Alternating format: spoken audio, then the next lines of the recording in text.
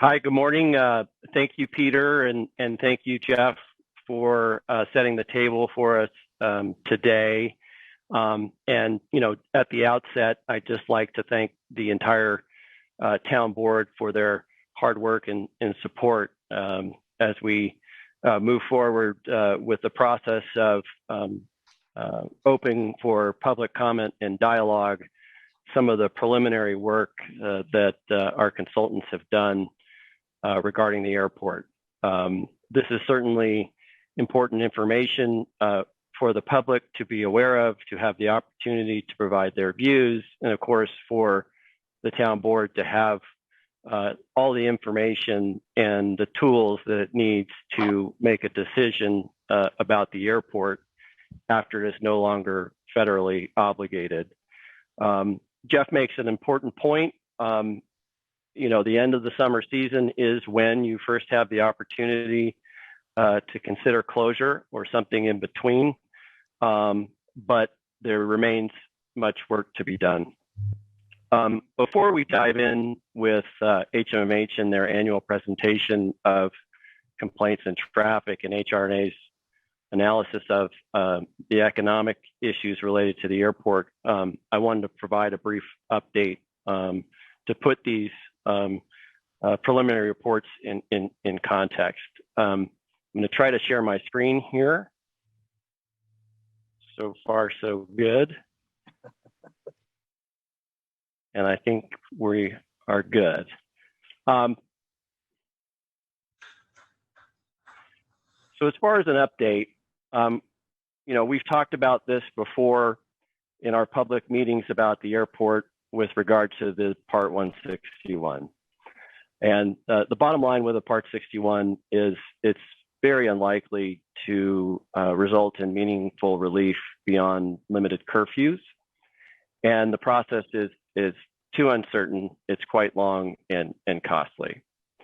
The other options that have been explored and talked about, of course, are legislative efforts through our representatives at the federal level. And again, that type of solution and whether it would be successful is quite uncertain as well.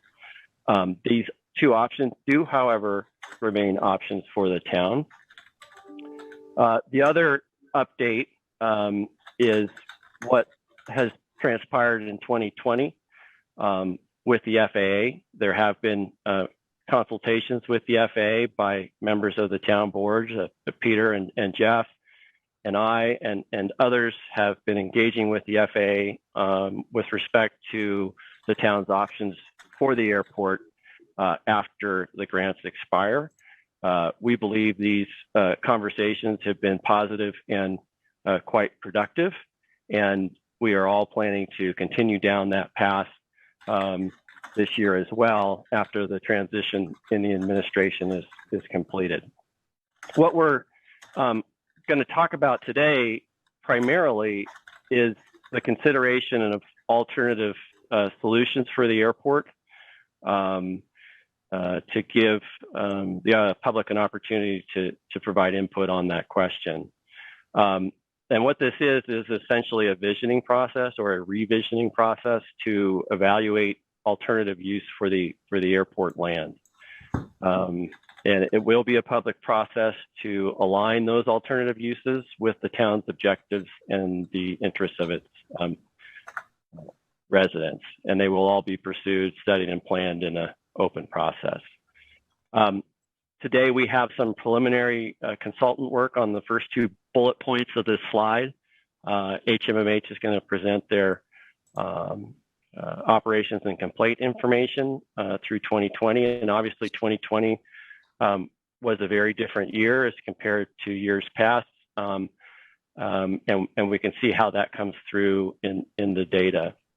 The other topic today mentioned in the bullet is the evaluation of economic impacts of the current airport. So what is the economic benefit to the town currently with the airport in its current configuration?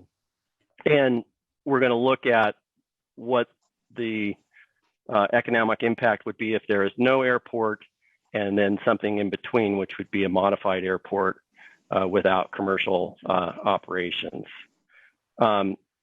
With respect to the economic report, it's an initial study. The town chose 3 scenarios to show the full spectrum of economic impact at the airport. The first scenario is a proxy for the maximum economic impact, potentially, and the last scenario is for the minimum economic impact, just so the town board can gauge both ends of the spectrum.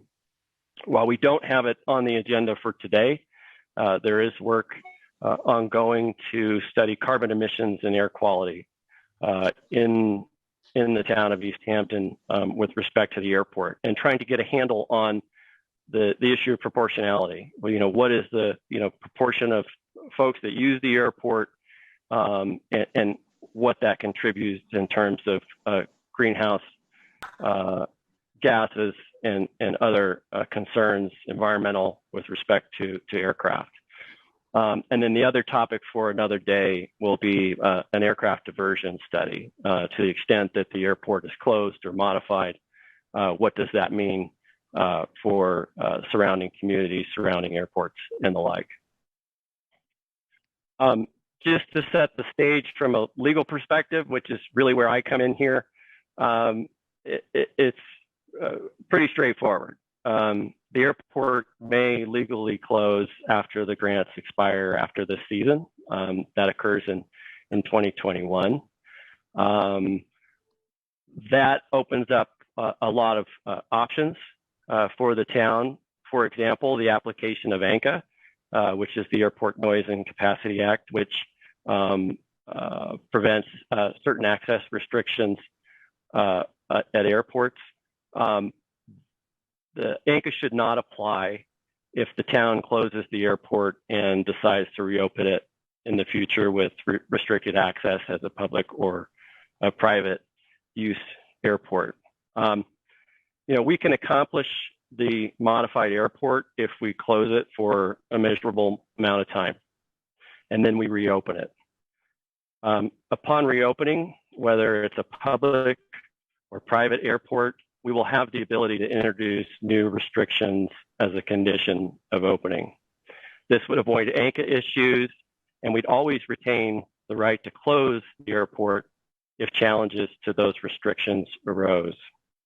The specifics of the modification, whether it's elimination of commercial operations, helicopters, jets, so on, this can all be sorted out with town involvement later, after we engage in this public process.